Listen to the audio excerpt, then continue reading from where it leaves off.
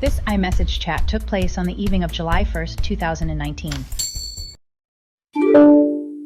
If you want to roleplay, you'll find people more suited to your style on QuoteFee.com. Stop bothering Kanina. She's fed up to here and back with you. And you're just going to have to face it like a woman and leave her alone. You were told to leave Kanina the heck alone. Take a freaking hint. She needs to quit slandering my name when she deletes my name off her voicemail. OGM, I will slander isn't cool. I don't do that to her. Who is this anyway? Who is this? This has nothing to do with slander. She simply does not want to roleplay or do anything with you. Grow up, be a woman about it, and move on. Stop calling her stop. Do you not understand the word stop? This has nothing to do with slander. Okay, you idiot! Oh my gosh. If I only knew then what I know now. Present day me has a few things to say to 2019 me. Kanina manipulated both of us.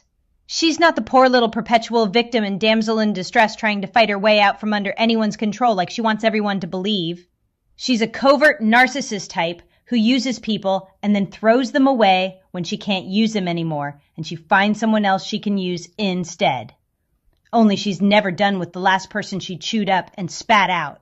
Then she wants to punish them with her new besties. She creates drama, claiming she's being harassed, and heaven help you if she has any sort of evidence you unwittingly supplied her that she can twist and use against you. She'll show it to her newest potential flying lunky or white knight, and she'll vilify you to them and incite them to go after you. Kanina was in the process of dumping Alexa and setting me up to be her punisher, to cyberbully Alexa for Kanina's sick victimhood, false narrative, and desire to be the most important thing in someone else's world. The catalyst for this craziness turned out to be Star Wars, especially roleplay. I didn't know what I was letting myself in for when I innocently encouraged Kanina with a positive reaction to an email where she signed off with, "Oh, may the Force be with you." That got me trapped into doing Star Wars talk and role plays with Kanina quicker than I knew what hit me. And then she started in about Alexa, claiming she was stalking her. She gave me her number and pressed me to get on her case. She goaded Alexa into sending her an angry message and showed it to me. She kept up the melodramatic victim act. Whoa, I'm so scared. Alexa's not leaving me alone. That was stressing me out. I wanted it to stop, and unfortunately, I believed her poor little victim act at that time. So I confronted Alexa about it in this chat. And that's exactly what Kanina did to me 4 years later when I wouldn't babysit and coddle her, and especially wouldn't do any more Star Wars with her, only she didn't accuse me of stalking as far as I know. I got stuck with the control freak judgment. I don't care about roleplay. I don't want to either. I just want to explain something to her in the nicest way possible. If she would give me the 5 minutes to explain, everything would be fine. And again, who is this? I'm trying to apologize for everything also. No, you don't need to explain anything. She doesn't want to hear from you ever again. Accept that and move on. And you may call me Ocean. I take that back, 2019 Ocean. You're not an idiot. You're a wench. I just want her to hear me out, and if she still doesn't want to talk, fine. I'm just trying to clear the air. Life is too short to be holding grudges. That's all, no harm in that. Don't give me some crap about holding grudges. Face facts. She's heard all she ever wants to hear from you. She's heard you out and heard more than enough. Suck it up and move on. Advising Alexa to move on and forget about Kanina wasn't a bad idea, but Alexa is correct about Kanina's grudge holding. Kanina carries grudges forever, and she holds on to them for dear life. She doesn't let out and let go. She just spews and spews and spews years after some minor offense happened. An offense to her can be as trivial as someone not wanting to be on email hat list with her because of her Star Wars obsession. If someone dares call her out on it, and if they delete media she sent them and she finds out, she rages about that for years until she's found someone new to hate and circles back to the one who offended her in the first place so she can get him to harass her newest pet hate. But I didn't know a fraction of this yet when having this chat with Alexa. It was not Alexa who needed to move on. Well, she did, but most of all so she could heal. It was Kanina who needed to move on, grow up, and act like a woman for once. I only saw the truth later on, as it was gradually revealed. I regret these mean-sounding comments I made to Alexa, and also regret every nice thing I ever did or said about to and for Kanina. No, she hasn't. Not everything. Yes, she has. Now cut this crap. Explain it to me if you want to, but leave her alone. I often wonder why Alexa wanted to keep talking to me during and after that first chat, but maybe this was the comment that did it. I wasn't cutting her off and shutting her out, nor had I accused her in so many words of stalking. I said for her to leave Kanina alone, but indicated she could still talk to me and tell me her side. I just wasn't about to pass it on to Kanina, who made it clear she wanted nothing to do with Alexa. Or that was what she had me believe. So maybe it was my willingness to let Alexa express herself and how she felt that turned this around and made Kanina's plan backfire beautifully. Alexa was correct again. Kanina hadn't told me everything. If I explain to you, will you tell her? Not without your permission, I won't. Although I was wary of Alexa at that time, I had no intention of causing any trouble for her, and it shows in that last statement. So 2019 me actually did something right. This was one of the earliest times when Kanina had seriously underestimated me. I didn't go charging into battle with Kanina's intent to beat Alexa down. Yes, I was pathetically protective of Kanina back then, but I was not willing to go blindly taking just her word or her side of everything, especially in a situation like this. Okay, you can tell her. A while back, she recommended I be put on medication. I wanted to tell her myself also about everything. Sorry, I don't want to role play. I want to have a legitimate conversation. I think she has a right to know. After you explain it to her, ask her to hear me out for at least 5 minutes to reiterate, and 3 to think and decide whether or not to talk to me, please. That Kanina was so annoying with that. Always talking about meds. She complained all the time about some guy always telling her to take her med, which he did. Those two are a couple of peas in a pod with that. She also bragged about how she deliberately didn't take her meds when she went to somebody's house, with that person also nagging her to take them. Well, if she didn't go on and on telling everybody about her meds all the time, none of that would happen, right? So for her to tell anyone else to take meds whether they knew or not is just, ugh! She probably didn't tell me to take meds when I was depressed because she didn't dare. I expressed strong annoyance when she complained about other people versus her meds. I was as sick of that as I eventually got of Star Wars. If you want me to tell her, I'll do so on one condition. You never try to contact her again, unless she initiates contact with you. I didn't want to be stuck endlessly relaying messages back and forth between the two of them. Like, Alexa, I just wanted the conflict to be over. The best way I could think of was to tell Alexa never to initiate contact with Kanina again. I had no intention of passing anything she said on to Kanina. Please relay it. I want her to know. Will you message me with what she says? Only if you never try to contact her again and you leave her alone for good. By that time, Kanina had repeated to me over and over how she was never, ever, ever going to talk to Alexa again. So I thought she had the creepy crawlies the same way I had when people kept trying to make contact with me and I wanted nothing to do with them. But that wasn't the case. Kanina changed her mind a couple years later after supposedly getting a bunch of other troublemakers out of her life. She supposedly wanted to try a reconciliation with Alexa, but went right back to treating her like crap. I just want to talk it out, then decide whether or not to talk. No talking it out with her. It's over, Alexa. Over. Bottom line, do not try contacting her again.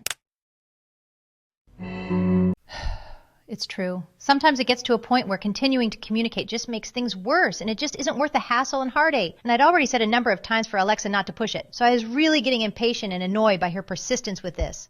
I didn't want to make her feel worse. And I don't like people arguing with me when I've made myself clear with a point or what I think is sound advice. If I showed Kanina what Alexa said, then Kanina would make me feel bad for stressing her out by showing her what Alexa said, or Kanina would retaliate with something and tell me to tell her, and it would never end. I'm saying after you explain it to her, and if she calls me, we'll talk it through. I'm just going to wait for her for at least 3 weeks, then I'll give up waiting. Good. This way, 3 weeks gives her some time to think about calling me after she's heard the explanation. I know, and I'm holding you to that. 3 weeks. That's the limit. If she contacts you between now and July 21st, you two can work it out. If not, you do not ever contact her again. Tell her I'm being sincere. Yes, on the condition that you do not try to contact her. I won't. Good. Off topic and with a side of sarcasm, LOL. Which ocean are you, Atlantic or Pacific, LOL? I'm the Urmila Ocean, fictional ocean that annihilated Slender Man in a story I wrote. How do you know Kanina? We met on an email list. Cool. Yes. I met a bunch of other people around the same time because of my old friend Simon, who asked me to his list. She wasn't on that one, but you know how surfing the net goes. Can you tell me about yourself, where you're from, age, etc.? I'm from, and I don't give my exact age until later on when I get to know people better about me, happily single with a pet bunny, and I'm a musician, professional piano, and just starting out on harmonica. Interesting. I've always loved piano. It is a ton of fun to learn. Challenging, but worth it. I was never classically trained, but thanks to Kanina, she taught me a little bit of the right hand. You mentioned Kanina again in the last message about piano. It is now a day shy of 3 weeks until I tell you, if anything, she says. 3 weeks less a day. If she has not contacted you during this time, you will never bother her again. It does not matter what, if any information I have for you by the end, is that period. The time is up, not this Monday, Not the next Monday. but the following Monday. No ifs, ands, buts, no exceptions. I was saying I learned a little bit of piano from her is all. If I can manage, I'll try to put a little sample of my playing in a voice music message. It won't be the whole piece, which is 2-3 minutes long. Okay, do that when you can. Sounds like it'll be cool.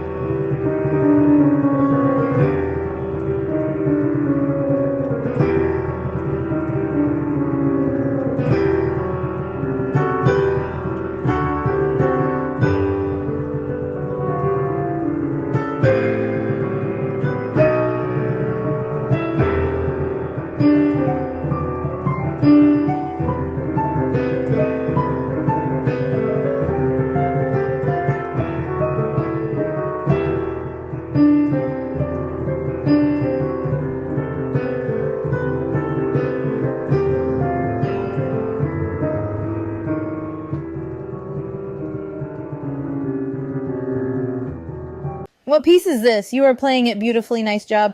Thanks. It's Rachmaninoff's Moment Musicale Op. 16, 4 in E minor, a favorite of mine. Can you play Phantom of the Opera? I used to play a few numbers from that. I should get back at it again. All I ask of you is gorgeous. I also did Music of the Night and Angel of Music. Great score done by Andrew Lloyd Webber. I definitely agree. My favorite musical, though, is Les Mis, and I can do a mean prologue work song from that. Can you hear the people sing in the song of Angry Men? I'm blank on the rest. I like the music from Les Miserables, but the movie wasn't the best. Oh, that one is actually titled Can You Hear the People Sing? The one I'm referring to goes... Look down, don't look 'em in the eye. Look down, you're here until you die. Oh, okay. Yep, it's how the whole musical starts. What time is it where you are in?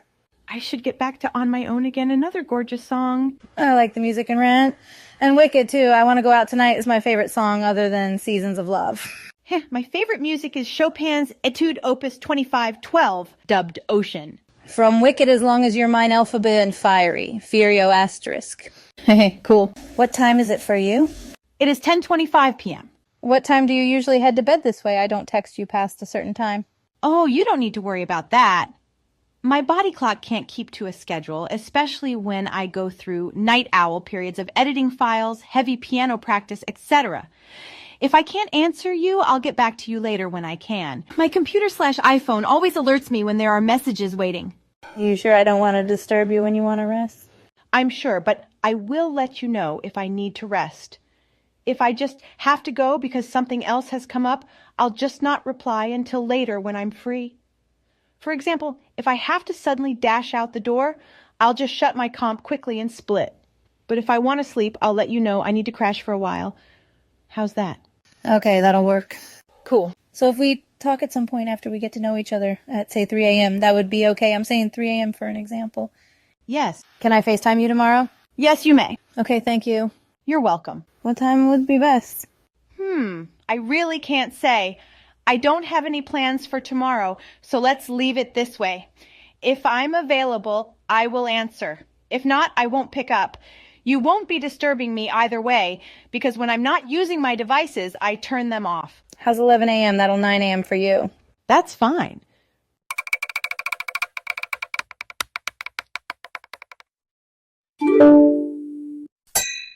End of chat. That is how I narrowly escaped becoming a flying monkey in a narcissistic cyberbullying campaign. It took me a long time to come to terms with the fact that I was almost conned into helping to perpetuate a cyberbullying campaign against an innocent person. And I couldn't figure out how Alexa could have wanted to talk to me at all after the first few offish messages I sent in that chat. I apologized to Alexa for everything I said and my part in Kanina's sick yet botched attempt to keep kicking Alexa after dumping her and replacing her with me. But she told me she knew it was not really me. She knew who was behind it. Mainly it was because I said she could tell me her side of things. I just didn't want to forward that. Flying monkeys, the narcissist or cyberbully's underlings, do not want to listen to the side of the person being targeted. But I did. And when we just went into chatting about other things not related to Kanina, Alexa knew I was not just a toady for her ex-supposed friend turned bully. From there, Alexa and I developed a friendship. Both she and Kanina still wanted to talk to me about each other, and I tried to stop those awkward occurrences. Alexa had a legitimate reason. She was really hurt by Kanina, who I eventually learned had a terrible habit of fighting, turning against, then hoovering Alexa back in again when it was convenient, only to repeat this over and over. Alexa just wanted a real friendship, and Kanina had given her just enough of a facsimile of it to seem real, making her hold out hope that the good times would eventually return and be here to stay.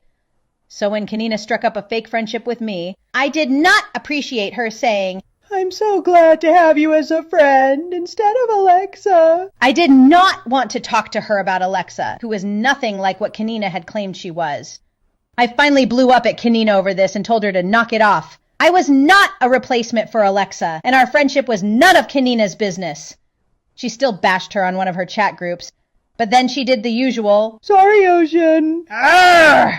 The only thing good that came from my otherwise abysmal association with Kanina is that Alexa and I became friends, and we always will be. So Kanina can eat a nice hot steaming bowl of all the nasty words she said about us all with a generous side of poetic justice. She tried to control and mess up our lives for her satisfaction, and she lost all of us.